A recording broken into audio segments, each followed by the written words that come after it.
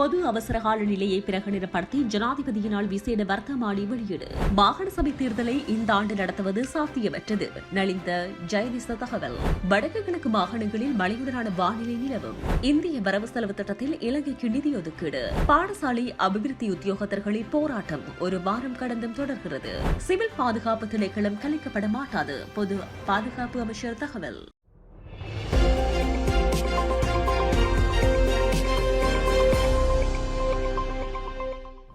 நாட்டில் பொது அவசரகால நிலைமையை பிரகடனப்படுத்தி வெளியிடப்பட்டுள்ள வர்த்தமானி அறிவித்தல் மீண்டும் நீடிக்கப்பட்டுள்ளது. ஜனவரி மாதம் 28ஆம் தேதி முதல் நடைமுறைக்கு வரும் வகையில் ஜனாதிபதி அனுரகுமார் திசநாயக்கவின் உத்தரவின் பேரில் இந்த வர்த்தமானி அறிவித்தல் வெளியிடப்பட்டுள்ளதாக தெரிவிக்கப்பட்டுள்ளது. இந்நிலையில் நிலவிய அனர்த்த நிலைமையை கருத்தில் கொண்டு ஜனாதிபதி அனுரகுமார் திசநாயக்கவினால் கடந்த நவம்பர் மாதம் 28ஆம் தேதி பொது பாதுகாப்பு மற்றும் நாட்டின் நல்வாழ்வை பாதுகாத்தல் மற்றும் பொதுமக்களின் வாழ்க்கைக்கு அவசியமான விநியோகங்கள் மற்றும் சேவைகளை பேணுதல் ஆகியவற்றை குறிக்கோளாக கொண்டு பொது அவசரகால நிலை பிரகடனப்படுத்தப்பட்டது. இதற்கிடையில் 2025ஆம் ஆண்டின் முதலாம் இலக்கு அவசரகால ஏற்பாடுகள் மற்றும் அதிகாரங்கள் தொடர்பான கட்டளை திருத்தம் செய்வதற்கும் அரசாங்கம் நடவடிக்கை எடுத்துள்ளது. கடந்த நவம்பர் மாதம் 28ஆம் தேதி பிரகடனப்படுத்தப்பட்ட குறித்த கட்டளைகள் ஜனவரி மாதம் 28ஆம் தேதி முதல் நடைமுறைக்கு வரும் வகையில் ஜனாதிபதி அனுரகுமார் திசநாயக்கவின் அறிவுறுத்தலின் பேரில் திருத்தப்பட்டுள்ளதாக தெரிவிக்கப்படுகிறது. அதற்குரிய வர்த்தமானி அறிவித்தலும் வெளியிடப்பட்டுள்ளது. புதிய அவசரகால கட்டளை சட்டத்துக்கு இணங்க இதற்கு முன்னர் நடைமுறையில் இருந்த பல கட்டளைகளை திருத்தம் செய்வதற்கு அரசாங்கம் நடவடிக்கை எடுத்துள்ளதுடன் பல புதிய கட்டளைகளை அறிமுகப்படுத்தவும் நடவடிக்கை எடுக்கப்பட்டுள்ளதாக தெரிவிக்கப்படுகிறது. அவசரகால நிலை பிரகடனப்படுத்தப்பட்டதுடன் அரசு அதிகாரிகள் எவ்வாறு செயற்பட வேண்டும் என்பது குறித்தும் குறித்த கட்டளைகளுக்கு முரணாக செயற்படுபவர்களுக்கு எதிராக எடுக்கப்பட வேண்டிய நடவடிக்கைகள் குறித்தும் அந்த கட்டளைகளின் மூலம் விளக்கம் அளிக்கப்பட்டுள்ளது. மாகாண சபை தேர்தலை இந்த ஆண்டு நடத்துவது சாத்தியமற்றது எனவும் இருப்பினும் தேர்தலை நடத்துவதற்கான ஆரம்பகட்ட நடவடிக்கைகள் முன்னெடுக்கப்பட்டுள்ளதாகவும் டிட்வா தாக்கத்தின் பின்னர் இலங்கையை மீள கட்டியெழுப்பும் திட்டத்துக்கு முன்னுரிமை வழங்கப்பட்டுள்ளதாகவும் அமைச்சர் நலிந்த ஜெயதிச தெரிவித்துள்ளார். நாடாளுமன்ற கட்டட தொகுதியில் அண்மையில் நடைபெற்ற நாடாளுமன்ற குழு கூட்டத்தின் பின்னர் வடக்கு மற்றும் கிழக்கு மாகாண அரசியல் பிரதிநிதிகளுடன் இடம்பெற்ற கலந்துரையாடலின் போதே அமைச்சர் மேற்கண்டவாறு தெரிவித்துள்ளார். இந்நிலையில் மாகாண சபை தேர்தலில் காணப்படும் சட்ட சிக்கல்களுக்கு விரைவில் தீர்வு காணப்படும். அதற்குரிய ஆரம்பகட்ட நடவடிக்கைகள் எடுக்கப்பட்டுள்ளன. இதுகுறித்து அனைத்து தரப்பினருடனும் கலந்துரையாடி முரண்பாடற்ற தீர்வினை எடுக்க வேண்டும். எவ்வாறு இருப்பினும் இந்த ஆண்டு மாகாண சபை தேர்தலை நடத்துவது சாத்தியமற்றது. டிட்வா புயல் தாக்கத்தின் பின்னர் ஏற்பட்ட பாதிப்புகளில் இருந்து மக்களை மீட்டெடுக்க வேண்டும். இலங்கையை மீட்ட கட்டியெழுப்பும் திட்டத்திற்கு முன்னுரிமை வழங்கப்படும் என குறிப்பிட்டுள்ளார். இதன்போது மட்டக்களப்பு மாவட்ட தமிழ் நாடாளுமன்ற உறுப்பினர் இலங்கையை மீள கட்டியெழுப்பும் திட்டத்துக்குள் மாகாண சபை தேர்தலையும் உள்ளடங்குங்கள். அப்போதுதான் பல பிரச்சினைகளுக்கு தீர்வு காணலாம் என குறிப்பிட்டுள்ளார். வடக்கு வடமத்திய மற்றும் கிழக்கு மாகாணங்களிலும் மாத்தளை மற்றும் நுவர்லியா மாவட்டங்களிலும் அவ்வப்போது மழை பெய்யும் என எதிர்பார்க்கப்படுவதாக வளிமண்டலவியல் திணைக்களம் எதிர்ப்பு கூறியுள்ளது. இந்நிலையில் வடக்கு மாகாணத்திலும் திருகோணமலை மற்றும் மட்டக்களப்பு மாவட்டங்களிலும் சில இடங்களில் 50 மில்லிமீட்டருக்கும் அதிகமான ஓரளவு பலத்த மழை வீழ்ச்சி எதிர்பார்க்கப்படுகிறது. ஊவா மற்றும் வடமில் மாகாணங்களில் பல தடவைகள் மழை பெய்யும் என எதிர்பார்க்கப்படுகிறது. நாட்டின் ஏனைய பிரதேசங்களில் பல இடங்களில் பிற்பகல் 2 மணிக்கு பின்னர் மழையோ அல்லது இடியுடன் கூடிய மழையோ பெய்யக்கூடிய சாத்தியம் காணப்படுகிறது. சில இடங்களில் 50 மில்லிமீட்டருக்கும் அதிகமான ஓரளவு பலத்த மழை வீழ்ச்சி எதிர்பார்க்கப்படுகிறது. மேல் சப்ரகமுவ மற்றும் மத்திய மாகாணங்களிலும் காலி மற்றும் மாத்தறை மாவட்டங்களிலும் சில இடங்களில் அதிகாலை வேளையில் பனிமூட்டமான நிலை காணப்படும் என எதிர்பார்க்கப்படுகிறது. இடியுடன் கூடிய மழை பெய்யும் வேளைகளில் அப்பிரதேசங்களில் தற்காலிகமாக வீசக்கூடிய பலத்த காற்று மற்றும் மின்னல் தாக்கங்களினால் ஏற்படக்கூடிய பாதிப்புகளை குறைத்துக் கொள்ள தேவையான முன்னெச்சரிக்கை நடவடிக்கைகளை எடுத்துக் கொள்ளுமாறு பொதுமக்கள் அறிவுறுத்தப்படுகின்றார்கள். இந்திய நிதியமைச்சர் நிர்மலா சீதாராமன் இன்று இந்திய நாடாளுமன்றத்தில் 2026-27 நிதியாண்டிற்கான மத்திய வரவு செலவு திட்டத்தை தாக்கல் செய்தார். இது அவர் தாக்கல் செய்யும் 9 வரவு செலவு திட்டமாகும்.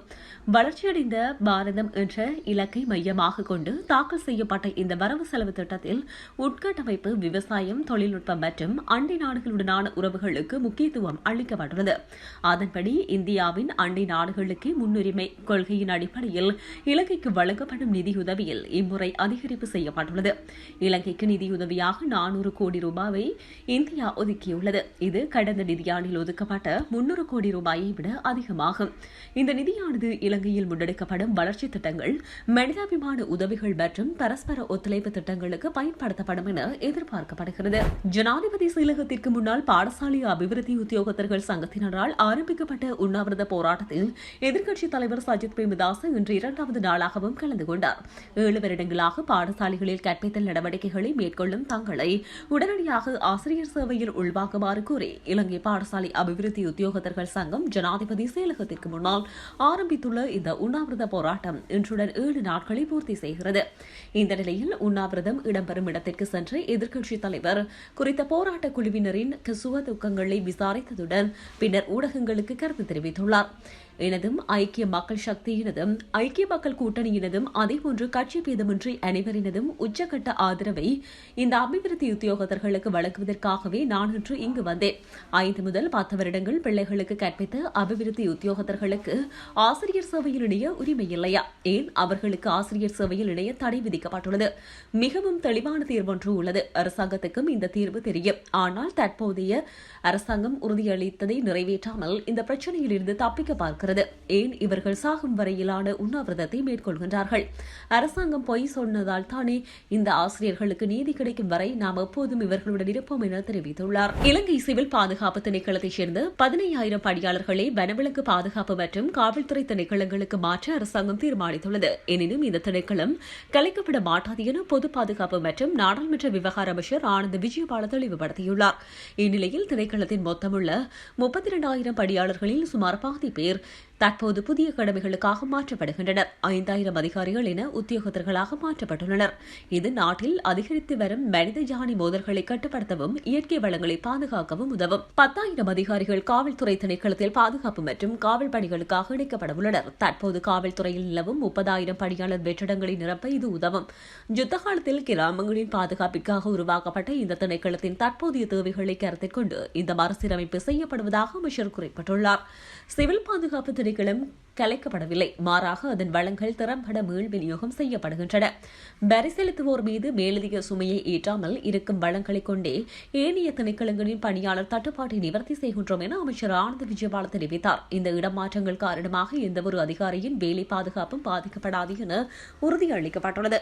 மாற்றப்பட்ட பணியாளர்கள் தவிர எஞ்சியுள்ள அதிகாரிகள் சிவில் பாதுகாப்பு திணைக்களத்தின் கீழ் தொடர்ந்து இயங்குவார்கள் மற்றும் அதன் விசேட திட்டங்களை கணிப்பார்கள் எனவும் தெரிவிக்கப்பட்டுள்ளது. இந்த நியமனங்களை உறுதிப்படுத்துவதற்கான சட்ட ரீதியான ஆவணங்கள் தற்போது தயாரிக்கப்பட்டு வருகின்றன. யுத்தத்திற்கு பின்னரான தற்போதைய சூழலில் நாட்டின் பாதுகாப்பு கட்டமைப்பு நவீன சவால்களுக்கு ஏற்ப மாற்றியமைக்கும் முயற்சியாக இது பார்க்கப்படுகிறது. அமெரிக்க ஜனாதிபதி டொனால்டு டிரம்ப் முன்னிலையில் கடந்த அக்டோபர் மாதம் எட்டப்பட்ட போர் நிறுத்த ஒப்பந்தத்தின் 2ஆம் கட்டம் அமலுக்கு வந்த பிறகு காசா பகுதியில் இஸ்ரேல் நடத்திய மிக கடுமையான வான்வெளி தாக்குதலில் பெண்கள் மற்றும் சிறுவர்கள் உட்பட குறைந்தது 32 பேர் கொல்லப்பட்டுள்ளனர். குறிப்பாக கான்யூனிஸ் நகரில் இடம்பெயர்ந்த மக்கள் தங்கியிருந்த கூடாரங்கள் மீது உலக வானூர்திகள் மூலம் நடத்தப்பட்ட தாக்குதலில் ஒரே குடும்பத்தைச் சேர்ந்த 7 பேர் உயிரிழந்துள்ளதுடன் காஷா நகரில் உள்ள குடியிருப்பு ஒன்றின் மீது நடாத்தப்பட்ட தாக்குதலில் 3 சிறுமிகள் உட்பட 5 பேர் பலியாகினர். இந்த தாக்குதல்களால் குடியிருப்புகள், தங்குமிடங்கள் மற்றும் ஒரு காவல் நிலையம் என்பன கடும் சேதத்திற்குள் ஆகியுள்ளன. வெள்ளிக்கிழமை அன்று கமாஸ் அமைப்பு போர் நிறுத்த ஒப்பந்தத்தை மீறியதற்கு பதிலடியாகவே ரஃபா பகுதியில் உள்ள சுரங்கப்பாதைகள், ஆயுத கிடங்குகள் மற்றும் ஏவுதளங்களை குறிவைத்து இந்த தாக்குதலை நடத்தியதாக இஸ்ரேல் ராணுவம் தெரிவித்துள்ளது. எனினும் இரு தரப்பினரும் போர் நிறுத்த ஒப்பந்தத்தை மீறுவதாக ஒருவரையொருவர் குற்றம் சாட்டி வரும் நிலையில் எகிப்து வெளியுறவு அமைச்சு இந்த தாக்குதலுக்கு கடும் கண்டனம் தெரிவித்து நிதானத்தை கடைபிடிக்குமாறு வலியுறுத்தியுள்ளது. இதற்கிடையில் ஆஸ்திரேலிய பயண கைதி ஒருவரின் உடல் மீட்கப்பட்டதைத் தொடர்ந்து இன்று ரஃபா எல்லை மீண்டும் திறக்கப்படவுள்ளது. 2023ஆம் ஆண்டு அக்டோபர் முதல் இதுவரையான காலத்தில் காஷாவில் 71,660க்கும் அதிகமானோர் கொல்லப்பட்டுள்ள நிலையில் கடந்த 2025ஆம் ஆண்டு அக்டோபர் 10ஆம் தேதி போர் நிறுத்தம் ஏற்பட்டுள்ளமை குறிப்பிடத்தக்கது. பொது அவசர கால நிலையை பிரகடனப்படுத்தி ஜனாதிபதியினால் விசேட வர்த்தமானி வெளியீடு. மாகாண சபை தேர்தலை இந்த ஆண்டு நடத்துவது சாத்தியமற்றது. நலிந்த ஜெயதிச தகவல். வடக்கு கிழக்கு மாகாணங்களில் மழையுடனான வானிலை நிலவும். இந்திய வரவு செலவு திட்டத்தில் இலங்கைக்கு நிதி ஒதுக்கீடு. பாடசாலை அபிவிருத்தி உத்தியோகத்தர்களின் போராட்டம் ஒரு வாரம் கடந்தும் தொடர்கிறது. சிவில் பாதுகாப்பு திணைக்களம் கலைக்கப்பட மாட்டாது. பொது பாதுகாப்பு அமைச்சர் தகவல்.